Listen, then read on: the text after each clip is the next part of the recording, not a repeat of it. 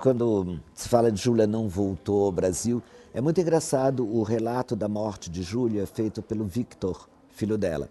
E quando ele fala da morte de Júlia, ele também nota um detalhe muito interessante. Quer dizer, ela não voltou fisicamente, mas ele fala que Júlia falava um alemão perfeito com sotaque de Lübeck, altamente compreensível, e na hora da morte ela falava num tom devagar e puxando o R, assim como os portugueses e espanhóis puxam o R. Então, eles portugueses, portanto também brasileiros. Maria da Silva talvez tivesse falado assim também com seu esposo alemão. E de certo também a pequena Dodô, que é Júlia, né? Quando aprendeu a falar o alemão em nosso nevoento norte. Quer dizer, do português para o alemão, do alemão para o português. Agora, ele, ao morrer, voltava ao som de lá, do país colorido e ensolarado.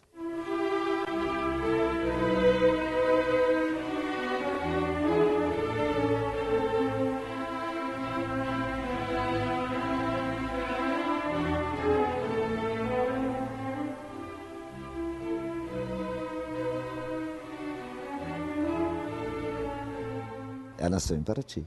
Não na cidade, ela nasceu a 30 quilômetros daqui, mais ou menos, numa propriedade chamada Graúna, entre Graúna e Rio Pequeno, que é a coisa que Vitor descreve, que ela nasceu no meio do mato, entre uma propriedade e outra. De fato é bastante curioso e feliz, não é? Bastante curiosa e feliz essa coincidência de que dois escritores canônicos na Alemanha, Thomas e Heinrich Mann, têm uma mãe brasileira que nasceu justamente numa das cidades que hoje é referência sempre que se fala em literatura aqui no Brasil, que é Paraty. A Júlia tinha 5 anos quando a mãe morreu. E depois o pai vendeu tudo aqui e voltou em Lübeck, mas não aguentou. Nós não sabemos por que a Júlia teve que ir para a Alemanha. Pode ser que o motivo tenha sido uma epidemia de cólera, que na época estava assolando o país. Pode ser também que, como depois o pai disse que ele queria que a filha tivesse uma educação alemã.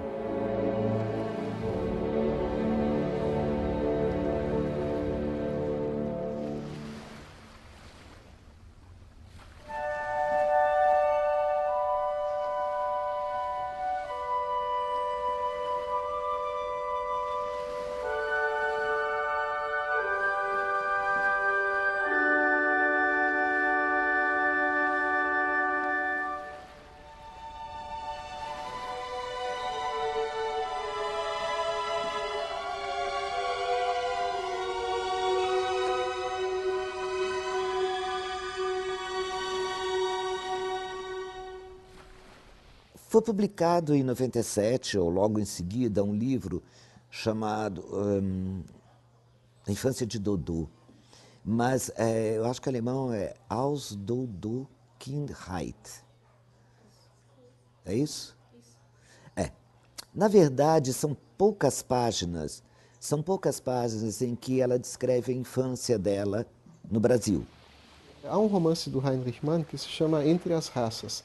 E esse texto tem em si mesmo, né, muito claramente, referências diretas a essas histórias todas, né, as próprias lembranças da mãe, que são claramente biográficas, né, apesar de toda a mediação que a gente possa fazer, não é, na teoria da biografia, da autobiografia, em relação à textualização da memória, também o processo todo de ficcionalização que está envolvido aí, no fundo há uma referência clara a experiências vividas na infância.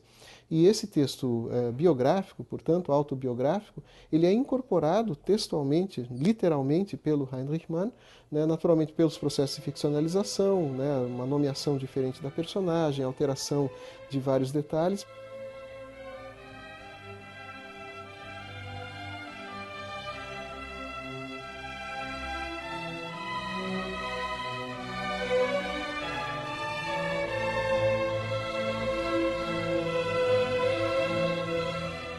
Essa dimensão também da origem estrangeira da mãe pesou muito sobre os dois, de maneiras bastante diferenciadas. No caso do Thomas Mann, houve uma espécie de tentativa de rechaçar essa origem exótica, porque ele recebeu inclusive acusações, vamos dizer assim, de militantes antissemitas, já lá em 1912, não é? Que o acusavam de ter sangue judeu pelo fato puro e simples de ele ter uma mãe brasileira, não é? Eu acho que é uma tia ou uma senhora dos Brandenburgs que tem um olhar arrogante, que o queixo está sempre preso. Que, aliás, eu não consigo entender que posição é aquela. Ela consegue mexer, mas o queixo está sempre preso no peito. É como se, de arrogância e de coisa, seria a mãe dela, altivez. Para mim, eu acho que é a mãe. E isso tem tudo a ver porque ele descreve depois a mãe como uma pessoa fria e afastada. Na obra do Thomas Mann, tudo acontece de uma maneira muito mais cifrada, não é? E talvez o exemplo mais patente, também mais conhecido nos próprios estudos na Alemanha, seja o da presença da borboleta Hetaeria esmeralda no Dr. Fausto, não é? Essa borboleta, ela é uma alusão do personagem central Adrian Leverkühn, justamente a experiência amorosa que ele vive com uma prostituta, que ele designa Esmeralda, já se remetendo à tradição literária, não é? A gente pensa no Victor Hugo e tal, e também combinando então com essa designação da personagem, dessa prostituta, né, no contato com a qual ele também se contamina com sífilis, né, se cumpre a proibição que ele tinha de amar, que era parte do pacto que ele havia selado com o demônio, não é? Une-se a isso também o fato de que essa borboleta, segundo Thomas Mann sabia bem claramente, vivia apenas no sul da América do Sul. Então, a partir da relação do nome Esmeralda com a prostituta, do fato de essa borboleta ter sido assim designada, por ter as borboletas sem escamas e por isso parecer uma mulher com um véu transparente, não é? Essa que foi a imagem do biólogo que assim a batizou, também se junta ao fato da borboleta viver apenas na América do Sul. Também a sequência de letras, não é? H, E, na notação musical alemã, constitui a frase musical básica da principal obra musical composta pelo Adrian Leverkühn, né? Que eram os lamentos do Dr. Fausto, não é? Então, é muito curioso a gente perceber que nesse signo, que tem uma dimensão biográfica, não é? Que tem uma dimensão ligada à biografia da própria mãe, às circunstâncias da história da família, naturalmente se superpõe, né, uma série de camadas de significado que aí mostram para a gente que também não há qualquer risco de reducionismo biografista, não é, quando a gente se aproxima desse dado, mas pelo contrário, o signo ganha em ainda mais dimensões significativas, não é, pela superposição de questões como sexualidade, criação artística, vinculação histórica dentro da história da própria família, também as questões todas psicológicas de vínculo com a mãe, a questão simbólica da figura da mãe como matriz de uma espécie de, vamos dizer assim, pulsão artística que habita o Thomas Mann, não é? Ser o neto, o filho de Thomas Mann era muito difícil encontrar um caminho por você mesmo. É seguro que a família Mann não deixa ele não pode escapar. De um lado é bom, do outro lado, para sua personalidade, fazer sua própria vida, é muito difícil. Então ele descobriu essa parte que ninguém da família tomou. E uma vez ele foi aqui para a festa do Divino, ele era completamente encantado. Imagina encontrar as raízes nisso. E também quando tinha esse sarau, eu perguntei depois, filho, era muito emocionante. Imagina, ele tocou, tinha um conjunto, ele é pianista também, ele tocou. E tocar na casa da sua bisavó.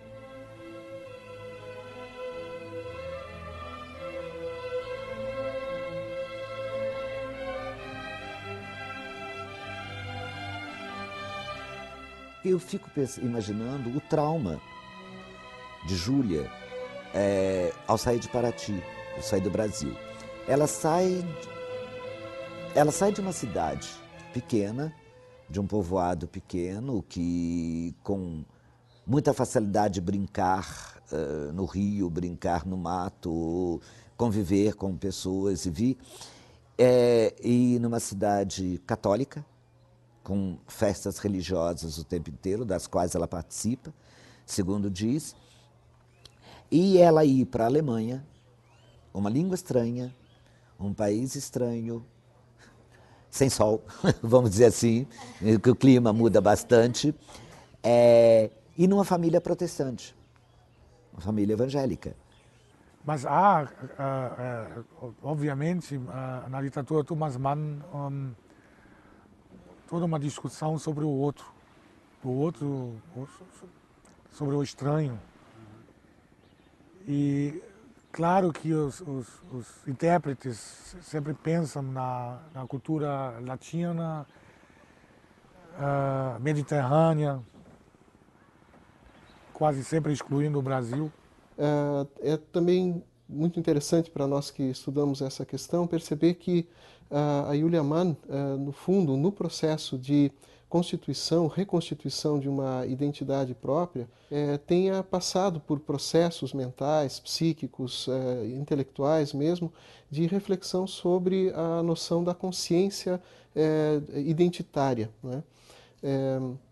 Ela mesma, nas suas memórias, reflete sobre isso, sobre a perda de identidades de ligação com uma paisagem, ligação também com a sua língua, ligação com a sua religiosidade, e esse processo, de certa maneira, traumático é utilizado por ela para também educar os próprios filhos, né, numa espécie de sensibilidade que tem a ver com a relação com o diverso, com o diferente. Pelo que se nota do que ela escreve, pelo que se aprende, ela não, como toda criança, a criança não faz segregação racial, segregação coisa. Então ela devia brincar com os moleques, filhos dos escravos, dos negros, com a maior facilidade, porque era tudo criança.